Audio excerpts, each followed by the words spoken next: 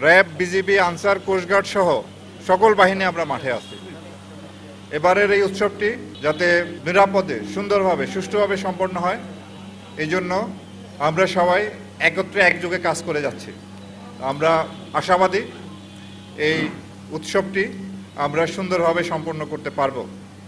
আমরা আমাদের বাংলাদেশের জনগণ আমরা সাম্প্রদায়িকতার ঊর্ধ্বে উঠে সব ধর্ম, বর্ণ নির্বিশেষে এই উৎসবগুলি আমরা পালন করে থাকি। আমার ছোটবেলায় আমরা দেখেছি যে দুর্গাপূজার সময় দেশব্যাপী একটা উৎসবের আবহ তৈরি হতো। আবার মুসলমানদের ঈদ, খ্রিস্টানদের বড়দিনেও একটা উৎসবমুখর পরিবেশ তৈরি হয়।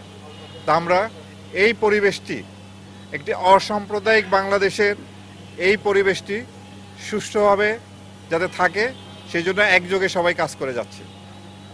তো এই পর্যন্ত সব কিছুই ভালোভাবে চলতেছে, শুধু কতিপয় দু একটি বিচ্ছিন্ন ঘটনা সহ এই পর্যন্ত হয়তো সারা দেশে ৮-১০ জায়গায় বিচ্ছিন্ন ক্ষুদ্র কিছু ঘটনা ঘটেছে এবং প্রতিটা ক্ষেত্রেই আমরা আইনানুগ ব্যবস্থা নিয়েছি। আমরা যদি সতর্ক থাকি, বাংলাদেশে এবারে প্রায় ৩১,৫৪৬টি পূজা মণ্ডপে পূজা হতে যাচ্ছে।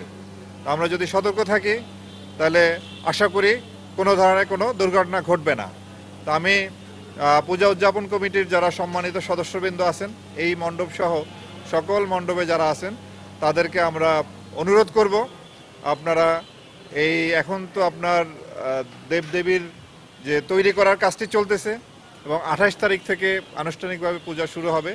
তো এই পর্যন্ত আমাদের ২৪ তারিখে আইনশৃঙ্খলা রক্ষাকারী বাহিনী বিভিন্ন মণ্ডপে তারা অবস্থান মোতায়েন হবেন, তারা ২৪ তারিখ থেকে। তো আজকে ২৩ তারিখ।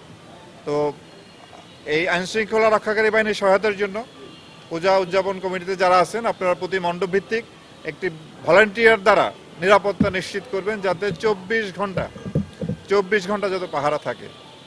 আমরা জানি আমাদের দেশে কিছু কাপুরুষ, অসুস্থ মন মানসিকতার কিছু লোক আছে যারা এই ছোটোখাটো ঘটনাগুলি ঘটায়।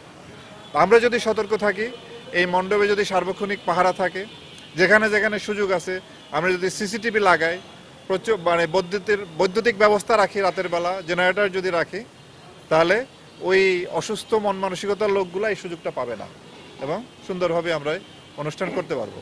তো কতিপয় অসুস্থ মন মানসিকতার লোক, কতিপয় খারাপ লোক যাতে আমাদের এই উৎসবে কোনো রকম বিঘ্ন ঘটাতে না পারে, এই জন্য আমরা সবসময় সতর্ক থাকব। তো আশা করি এই উৎসবটি সুন্দরভাবে আমরা সম্পন্ন করতে সম্ভব হবে। আপনার সীমান্তবর্তী এলাকায় প্রায় ৭,০০০-এর মতো পূজা মণ্ডপ আছে, যেটার আইন শৃঙ্খলা রক্ষার জন্য বিজিবি মোতায়েন আছে এবং সারা দেশে আমাদের এই ৩৫,০০০ মণ্ডপের মধ্যে অল্প কিছু সংখ্যক মণ্ডপ যেটা ঝুঁকিপূর্ণ বিবেচনা করা হয়েছে এবং ওই ঝুঁকি বিবেচনায় প্রত্যেকটি মণ্ডপেই নিরাপত্তার পর্যাপ্ত ব্যবস্থা রাখা হয়েছে।